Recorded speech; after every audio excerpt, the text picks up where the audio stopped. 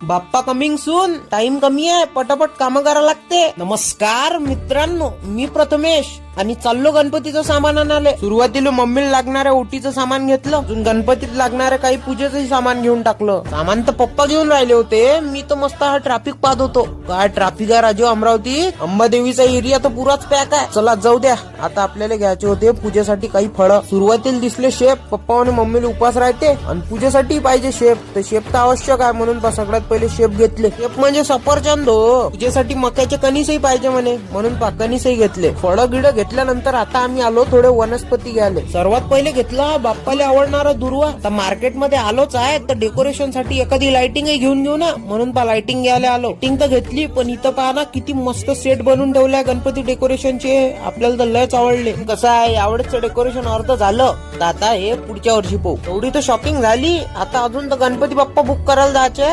ते